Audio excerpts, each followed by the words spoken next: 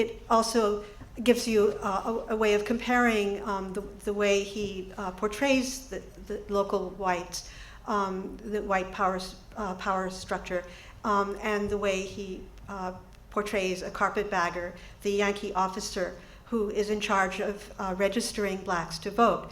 So once again, Nimbus goes, he registers to vote. Once again, he has the same kind of conversation, refuses to adopt the name of his master that they want to inflict on him. And here's where the passage picks up. As Nimbus passed out, the sheriff said to those about him in a low tone, "There'll be trouble with that nigger yet. He's too sassy. You'll see." "How so?" asked the Yankee chairman. "I thought you said he was industrious, thrifty, and honest." "Oh yes," was the reply. "There ain't a nigger in the county got a better character for honesty and hard work than he, but he's too important, has got the big head, as we call it." "I don't understand what you mean," said the chairman. "Well, he ain't respectful," said the other.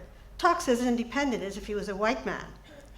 "Well, he has as much right to talk independently as a white man. He's just as free," said the chairman sharply. "Yes, but he ain't white," said the sheriff doggedly, "and our people won't stand a nigger's putting on such airs." "Why, Captain," he continued, in a tone which showed that he felt that the fact he was about to announce must carry conviction, even to the incredulous heart of the Yankee officer, "you just ought to see his place down at Red Wing.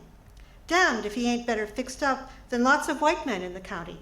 He's got a good house, and a tobacco barn, and a church, and a nigger's schoolhouse, and stock, and one of the finest crops of tobacco in the country.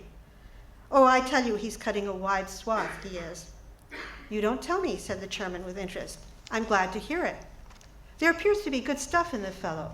He seems to have his own ideas about things, too." "Yes, that's the trouble," responded the sheriff. "Our people ain't used to that and won't stand it. He's putting on altogether too much style for a nigger." "Shaw," said the chairman, "if there were more like him, it would be better for everybody. A man like him is worth something for an example. If all the race were of his stamp, there would be more hope." "The devil," returned the sheriff with a sneering laugh. "If they were all like him, a white man couldn't live in this country. They'd be so damned sassy and important that we'd have to kill the last one of them to have any peace." So you can see what's coming. And of course, there will be a Klan attack. But I'm not going to read you about that. So the last of the three scenes that I picked to read you takes place sometime later. There's going to be an election. And so Nimbus has invited all the blacks who live roundabout, nearly all of whom work for local landowners, to his house for a barbecue that is also going to be a political meeting.